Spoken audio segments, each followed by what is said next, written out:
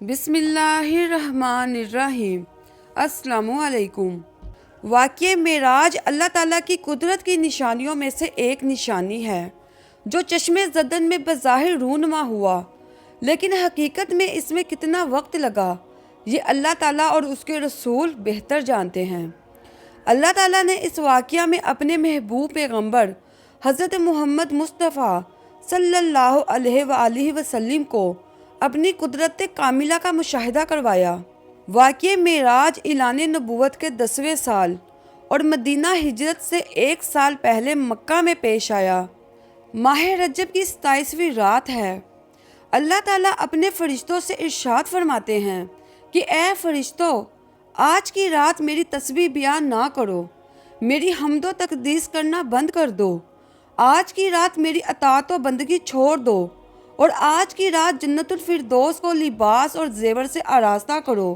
اے جبرائیل، میرا یہ پیغام میکائیل کو سنا دو کہ رزق کا پیمانہ ہاتھ سے الگ کر دے۔ اسرافیل سے کہہ دو کہ وہ سور کو کچھ عرصے کے لیے موقف کر دے۔ عزرائیل سے کہہ دو کہ کچھ دیر کے لیے روحوں کو قبض کرنے سے ہاتھ اٹھا لے۔ رضوان سے کہہ دو کہ وہ جنت الفردوس کی درجہ بندی کرے۔ مالک سے کہہ دو کہ وہ دوزخ کو تالا لگا دے۔ خلد بری کی روحوں سے کہہ دو کہ آراستہ و پیراستہ ہو جائیں اور جنت کے محلوں کی چھتوں پر صف وسطہ کھڑی ہو جائیں۔ مشرق سے مغرب تک جس قدر قبریں ہیں ان سے عذاب ختم کر دیا جائے۔ آج کی رات شب معراج میرے محبوب پیغمبر محمد صلی اللہ علیہ وآلہ وسلم کے استقبال کے لیے تیار ہو جاؤ۔ چشم زدن میں عالم بالا کا نقشہ بدل گیا۔ حکم ربی ہوا کہ اے جبرائیل، اپنے ساتھ 70,000 فرشتے لے جاؤ۔ حکم الہی سن کر جبرائیل امین سواری لینے جنت میں جاتے ہیں، اور آپ نے ایسی سواری کا انتخاب کیا جو آج تک کسی شہنشاہ کو میسر نہ ہوئی ہوگی۔ میسر ہونا تو دور کی بات ہے، ایسی سواری آج تک کسی نے دیکھی نہ ہوگی۔ اس سواری کا نام براق ہے۔ تفسیر روح البیان میں ہے کہ نبی پاک صلی اللہ علیہ وآلہ وسلم سے پہلے براق پر کوئی سوار نہیں ہوا تھا۔ ماہ رجب کی 27ویں شب کس قدر پرکیف رات ہے۔ فضاؤں میں عجیب سی کیفیت طاری ہے۔ رات آہستہ آہستہ کیف و نشاط کی مستی میں مست ہوتی جا رہی ہے۔ ستارے پوری آب و تاب کے ساتھ جھلملا رہے ہیں۔ پوری دنیا پر سکوت اور خاموشی کا عالم طاری ہے۔ آدھی شب گزرنے کو ہے کہ یکا یک آسمانی دنیا کا دروازہ کھلتا ہے۔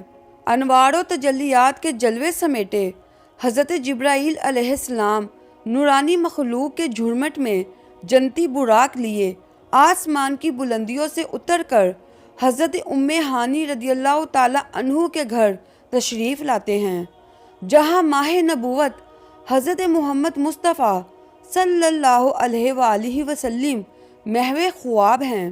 آنکھیں بند کیے، دل بیدار لیے آرام فرما رہے ہیں۔ حضرت جبرائیل امین ہاتھ باندھ کر کھڑے ہیں اور سوچ رہے ہیں کہ اگر آواز دے کر جگایا تو بے ادبی ہو جائے گی۔ فکر مند ہیں کہ معراج کے دلہے کو کیسے بیدار کیا جائے۔ اسی وقت اللہ تعالیٰ کا ارشاد ہوتا ہے کہ اے جبرائیل، میرے محبوب کے قدموں کو چوم لے تاکہ تیرے لبوں کی ٹھنڈک سے میرے محبوب کی آنکھ کھل جائے۔ تجھ کو میں نے اسی دن کے واسطے کافور سے پیدا کیا تھا۔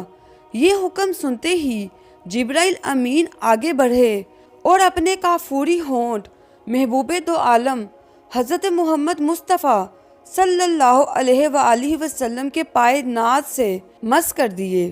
یہ منظر بھی کس قدر حسین ہوگا جب جبرائیل امین نے فخر کائنات حضرت محمد مصطفیٰ صلی اللہ علیہ وآلہ وسلم کو بوسہ دیا۔ حضرت جبرائیل علیہ السلام کے ہونٹوں کی ٹھنڈک پا کر حضور صلی اللہ علیہ وآلہ وسلم بیدار ہوتے ہیں اور دریافت کرتے ہیں کہ اے جبرائیل، کیسے آنا ہوا؟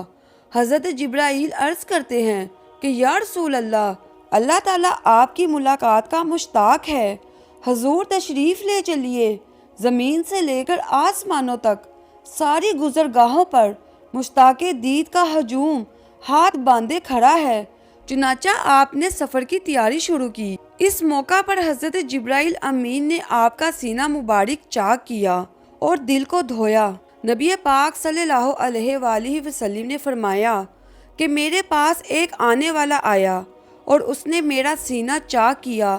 سینہ چاک کرنے کے بعد میرا دل نکالا، پھر میرے پاس سونے کا ایک تشت لایا گیا جو ایمان و حکمت سے لبریز تھا۔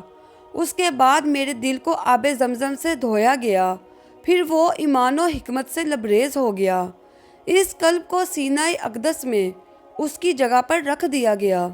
سینہ اقدس کے شک کیے جانے میں کئی حکمتیں ہیں، جن میں ایک حکمت یہ ہے کہ قلب اطہر میں ایسی قوت قدسیہ شامل ہو جائے جس سے آسمانوں پر تشریف لے جانے اور عالم سماوات کا مشاہدہ کرنے، بالخصوص دیدار الہی کرنے میں کوئی دقت اور دشواری پیش نہ آئے۔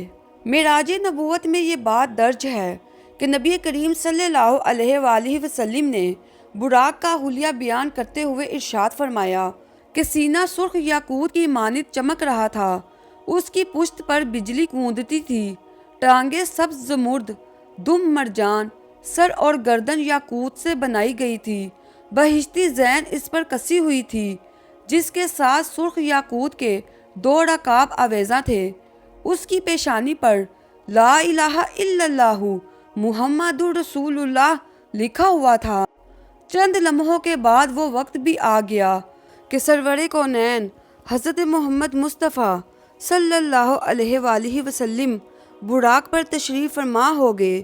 حضرت جبرائیل علیہ السلام نے رکاب تھام لی، حضرت میکائیل علیہ السلام نے لگام پکڑ لی اور حضرت اسرافیل علیہ السلام نے زین کو سنبھالا۔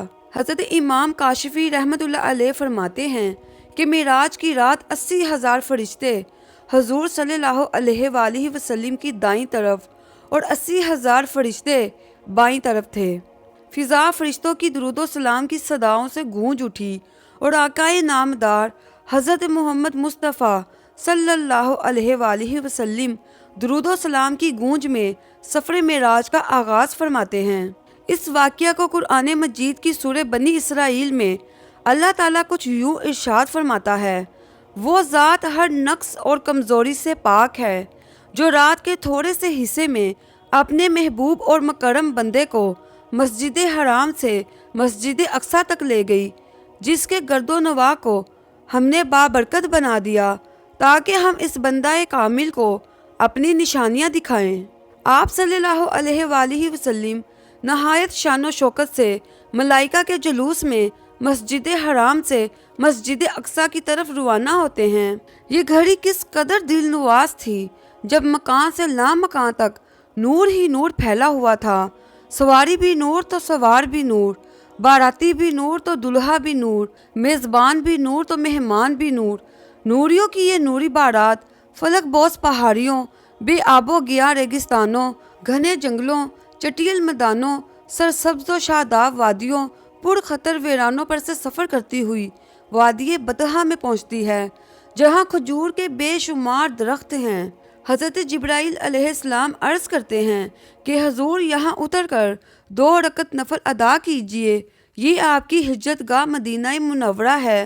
نفل کی ادائیگی کے بعد پھر سفر شروع ہوتا ہے۔ پھر دیکھتے ہی دیکھتے بیت المقدس بھی آ گیا، جہاں قدسیوں کا جمع غفیر سلامی کے لیے موجود ہے اور تقریباً 1,24,000 انبیاء و مرسلین استقبال کے لیے بے چین اور بے قرار کھڑے ہیں۔ حضور صلی اللہ علیہ وآلہ وسلم اس مقام پر تشریف فرما ہوئے جسے باب محمد کہا جاتا ہے۔ پھر حضرت جبرائیل امین ایک پتھر کے پاس آئے جو اس جگہ موجود تھا۔ حضرت جبرائیل امین نے اس پتھر پر اپنی انگلی مار کر سوراخ کر دیا اور براق کو اس میں باندھ دیا۔ آفتاب نبوت حضرت محمد مصطفیٰ صلی اللہ علیہ وآلہ وسلم مسجد اقصیٰ میں داخل ہوتے ہیں۔ صحن حرم سے فلک تک نور ہی نور چھایا ہوا ہے۔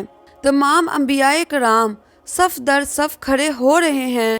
جب صفیں بند چکی تو امام الانبیاء فخر دو جہاں حضرت محمد مصطفیٰ صلی اللہ علیہ وآلہ وسلم امامت فرمانے تشریف لاتے ہیں۔ تمام انبیاء آپ کی اقتداء میں 2 رکعت نماز ادا کر کے اپنی نیاز مندی کا اعلان کرتے ہیں۔ ملائکہ اور انبیاء سب کے سب سر تسلیم خم کیے ہوئے کھڑے ہیں۔ بیت المقدس نے آج تک ایسا دل نواز منظر اور روح پرور سما نہیں دیکھا ہوگا۔ وہاں سے فارغ ہوتے ہی سرور کونین حضرت محمد مصطفیٰ نوری مخلوق کے جھرمٹ میں آسمان کی طرف روانہ ہوتے ہیں۔ حضور صلی اللہ علیہ وآلہ وسلم فرماتے ہیں کہ پھر مجھے اوپر لے جایا گیا۔ براق کی رفتار کا یہ عالم تھا، جہاں نگاہ کی انتہا ہوتی وہاں براق پہلا قدم رکھتا۔ فوراً ہی پہلا آسمان آ گیا۔ حضرت جبرائیل امین نے دروازہ کھٹکھٹایا۔ دربان نے پوچھا کون ہے؟ جواب دیا جبرائیل۔ دربان نے پوچھا تمہارے ساتھ کون ہے؟ حضرت جبرائیل علیہ السلام نے کہا حضرت محمد مصطفیٰ صلی اللہ علیہ وآلہ وسلم۔ دربان نے کہا مرحبا، دروازے انہی کے لیے کھولے جائیں گے۔ چنانچہ دروازہ کھول دیا گیا۔ آسمان اول پر حضرت آدم علیہ السلام نے سرور کائنات حضرت محمد مصطفیٰ صلی اللہ علیہ وآلہ وسلم کو خوش آمدید کہا۔ دوسرے آسمان پر پہنچے تو حضرت عیسیٰ علیہ السلام اور حضرت یحییٰ علیہ السلام نے حضور صلی اللہ علیہ وآلہ وسلم کو خوش آمدید کہا۔ تیسرے آسمان پر حضرت یوسف علیہ السلام نے، چوتھے آسمان پر حضرت ادریس علیہ السلام نے، پانچویں آسمان پر حضرت ہارون علیہ السلام نے، چھٹے آسمان پر حضرت موسیٰ علیہ السلام نے اور ساتویں آسمان پر حضرت ابراہیم علیہ السلام نے سرور کونین حضرت محمد مصطفیٰ صلی اللہ علیہ وآلہ وسلم کا استقبال کیا اور خوش آمدید کہا۔ پھر آپ صلی اللہ علیہ وآلہ وسلم کو جنت کی سیر کروائی گئی۔ اس کے بعد آپ صلی اللہ علیہ وآلہ وسلم سدرۃ المنتہا تک پہنچے۔ سدرہ وہ مقام ہے جہاں مخلوق کے علوم کی انتہا ہے۔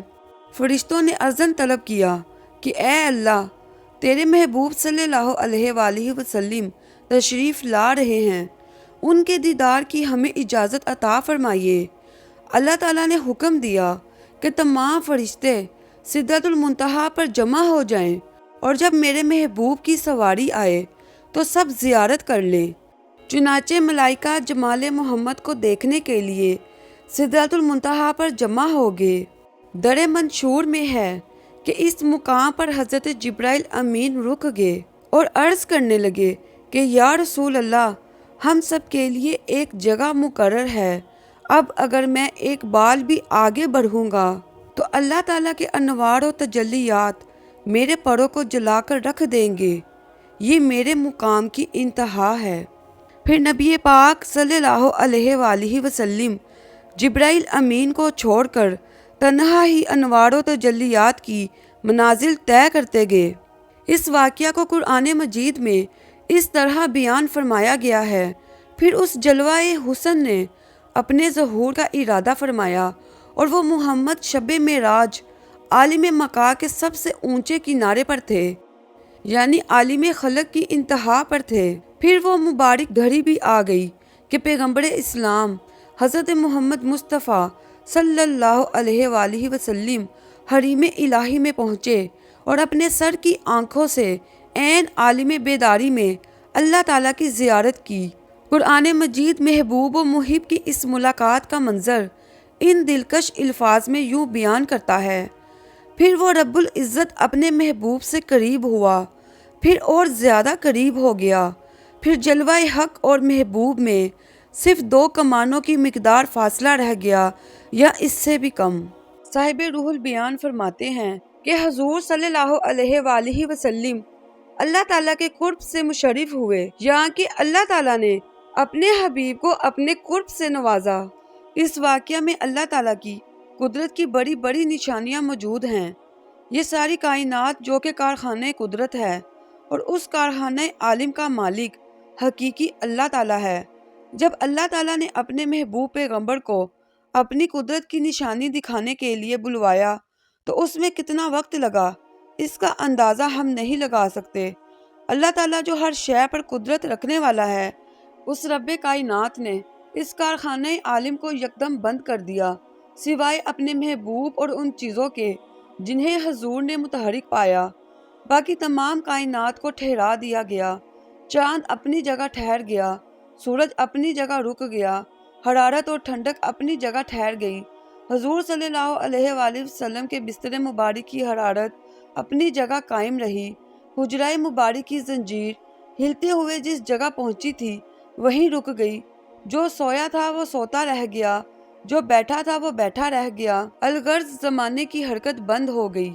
جب سرکار دو عالم صلی اللہ علیہ وآلہ وسلم راتوں رات ایک طویل سفر کر کے زمین پر تشریف لائے تو کارخانہ عالم اللہ کے حکم سے پھر سے چلنے لگا۔ ہر شے از سر نو مراحل طے کرنے لگی۔ چاند سورج اپنی منازل طے کرنے لگے، حرارت اور ٹھنڈک اپنے درجات طے کرنے لگی۔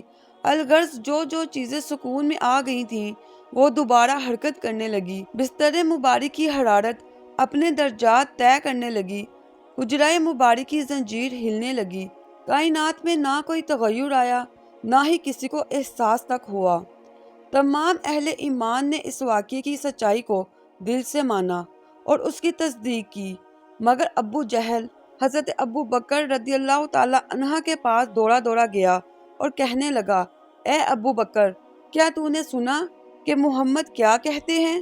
کیا یہ بات تسلیم کی جا سکتی ہے کہ رات کو وہ بیت المقدس گئے اور آسمانوں کا سفر طے کر کے ابھی دوبارہ آ گئے؟ حضرت ابو بکر رضی اللہ تعالی عنہ فرمانے لگے کہ اگر میرے آقا نے فرمایا ہے تو بالکل سچ ہے، کیونکہ ان کی زبان پر جھوٹ نہیں آ سکتا۔ میں اپنے نبی کی سچائی پر ایمان لاتا ہوں۔ کفار بولے، ابو بکر، تم کھلم کھلا ایسی خلاف عقل بات کو صحیح سمجھتے ہو؟ اس عاشق صادق نے جواب دیا، میں اس سے بھی زیادہ خلاف عقل بات پر یقین رکھتا ہوں، یعنی باری تعالیٰ پر۔ پھر اسی دن سے حضرت ابو بکر رضی اللہ تعالی عنہ کو دربار نبوت سے صدیق کا لقب ملا۔ تو یہ تھا ہمارا آج کا واقعہ معراج۔ امید کرتی ہوں کہ آپ کو یہ واقعہ پسند آیا ہوگا۔ تو نمازوں کی پابندی کیجیے، درود پاک کی کثرت کیجیے، کیونکہ درود پاک کا پڑھنا روز قیامت ہمارے لیے شفاعت ہوگا۔ میں آپ سے پھر ملوں گی ایک نئی دلچسپ اور معلوماتی ویڈیو کے ساتھ۔ تب تک جزاک اللہ خیرہ۔